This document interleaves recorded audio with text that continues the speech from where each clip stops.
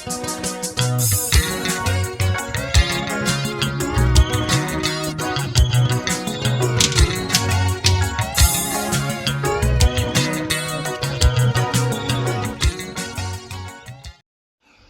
ngitshele nje izitabane zonke ihlangene la kule video ukuthi lento yezinkantolo, lento yokuthi nizobophisana, lento yokuthi futhi nizohamba ezinkampanini niqedela abantu imisebenzi, angeke izinisebenzele. Kunalokho inibangela amazondo wes.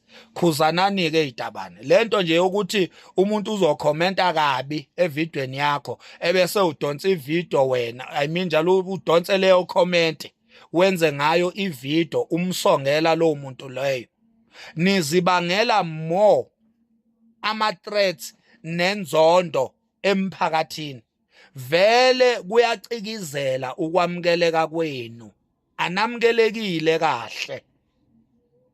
Uma ngabe nina nenza njengoDominic Zaca, nithatha ama-comment a-negative abantu abangaqondi, niwathathe nina lawo ma-comment nizowa-personalizer, nibe emotional towards ama-comment. Omunye umuntu mhlawumbe ubeyiphosa nje i-comment enganakile, omunye ubeyidlalela, omunye sometimes ube-serious ngenxa yokungaqondi. Lento yokuthi nina itabane nizoresponda ngama-emotions, nithatha ama-comment abantu niwabhadekela, nisabisa abantu ngama-comment abo, nibasabisa ukuthi nizoya emsebenzini niyobaqedela imisebenzi or nizoya ezinkantolo niyobavulela amacala. Nizakhe anisolve lutho ngaleyo nto, anisolve lutho. Nina itabane niclaim ukuthi nihlakaniphe okwedlula, nize nithi nifundile, nina nineyimali zenu, aninake bantu, ninake imali yenu. Kodwa manje indlela enihandlisha ngayo ukuhlukumezeka kwenu irongi, ayisolve lutho. Ingakho kuze kube namhlanje izitabana zamukeleki, ngoba indlela enihandlisha ngayo izimo, niba too emotional, nihandlisha izimo ngama-feelings. Nihandlisha nina izinto ngama-feelings and anisolve. Kunalokho nenza isimo sibe worse. Uhlulwa yini ukuyi-ignora i-comment yomuntu ophansi kunawe nge-level? Uvele uyi-ignore. Mangakanani ama-comment mina engiwa-ignorayo nje, ngoba uyazi umuntu mangabe elokhuza ecommente into engibonayo ukuthi iyangithinta, ngiyeke ngingene ephejini lakhe lo muntu ngimbheke nje, ngibheke i-level yakhe, ngibheke i-age yakhe, uyabona, ngibheke nje ama-video akhe, izinto ayipostayo, ngibone ukuthi hayi suka, is not worth, uyabona. Inqaba ama-comment mina engingawaphenduli, engivele ngiwa-ignore nje, engiwabonayo ukuthi lama-comment kufanele ngabe ayangithinta, fanele ngabe ngiyawaphendula, kodwa ngivele ngingene kwi-profile yakhe umuntu ngibone ukuthi lokhu kuyazamazama, vele beyibhala le comment ngoba ubefuna i-respond. Sengiyajika-ke nami, sengenza isifiso sakhe, sengiyamsongela, mina ngizoza emsebenzini wakho, ngizoza kokwenza i-meeting nabaqashi bakho, mina ngizokudubula. For Masimbamani isingoma khanya siyithanda kangaka, igama lethu lilikhulu kangaka, sambe sisongela nje o-nothing, o-anonymous, sambe sibasongela imsuniyo nina nje izinto oyibonayo ukuthi lezi zinto lezi kunzima ngisho ukwenza i-content, azina content. Manje nina itabane nishawa leyo majority, nina nishawa leyo majority.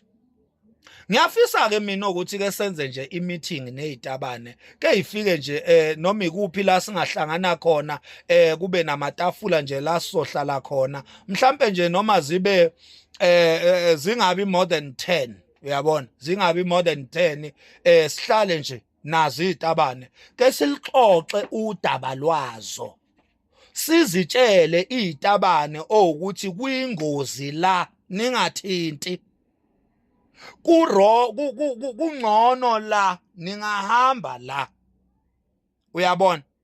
Ngoba nathi sizinsizwa asidavuze, asigaluzi noma ikuphi noma kanjani. nabesifazane abagaluzi isinomi kanjani noma ikuphi banama limits. Angeke-ke nina yitabane kuthiwe nina kukampunzi edlemini nje niyagaluza nje noma ikuphi isebafazini niyagaluza nize nigagamele nibadlule nabo abafazi neqele ngale la bengafiki khona. Ingaphi emadodeni niyadlula nigagamele nize neqele ngale la thina singafiki khona, ngoba siyazi ukuthi empilweni kunama limits. Uyazazi ukuthi uhamba ugcinephi uma ngabe uwumuntu, isigaba sakho uyasazi. Manje nina yitabane anisazi isigaba senu, nina niyagagamela, nina niyacaluza, niyadlebeleka nina aniyazi into ekuthiwa ilimits, aniyazi into ekuthiwa i-red line, aniyazi nina into ekuthiwa umuqa aweqi la. Nimuncana kanjani phambi kwabantu nigqoka imvunulo? Nimuncana kanjani? Nibashaya kanjani okhisi nigqoka imvunulo yesizwe? Nishaya okhisi phambi kwabantu. Even ngisho ningagqokile nje imvunulo kulichilo ukudonsana ulimu ngemilomo phakathi kwabantu, kulichilo elihlaza cwe. Nina niyajika nizokwenza lelo chilo nigqoka imvunulo yamakhosi, imvunulo yesizwe, nigqoka izikhumba zesizwe. Amasimba lawo, amasimba lawo. So leyo nto isho ukuthini? Isho ukuthi okay, nina itabane anikaze nilithole kahle kahle ithuba lokuthi kexoxe nje nani ukuthi njengoba senikhethele impilo ke, qaphelani lokho, niqaphele lokho, niqaphele lokho, ngoba siyoniqala la kwi-social media. Siyoniqala la kwi-social media thina sinikhuze sinihlabe sinihlikize, bese nithola ukuhlukumezeka ngisho ey'ndaweni enihlala kuzo ngenxa yokuthi aniqapheli, niyagagamela. Nimuncana kanjani phambi kwabantu? Wesi nigqoke imvunulo yesizwe, nimbethe izembatho zobukhosi besizwe. Nikwenza kanjani lokho? Namanje siyasho singomakhaya asinankinga nani, asinankinga nobutabane benu, asinankinga naleyo nto. Kwayithina singomakhanya masithanda nje singaba izitabane singaba izitabane masithanda bengisuke nje ube isitabane. Hey where oh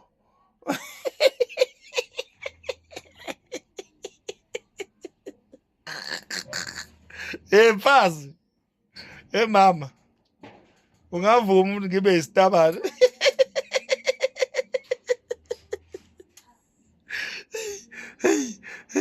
Hey where oh hey hi bona where oh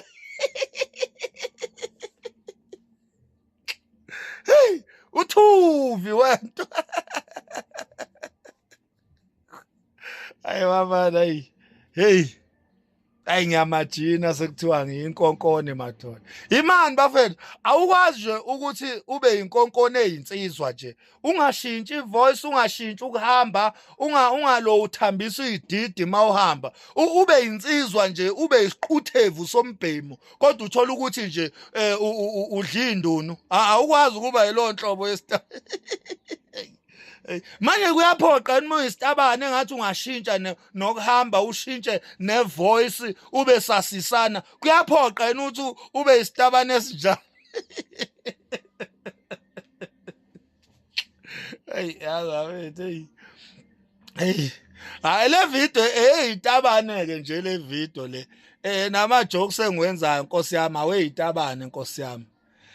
Ngithi dudu kini itabane, ngiyazi ukuthi nilaleni ngambethe kumbula kwembeswa lapho kini nitalajwe kanzima.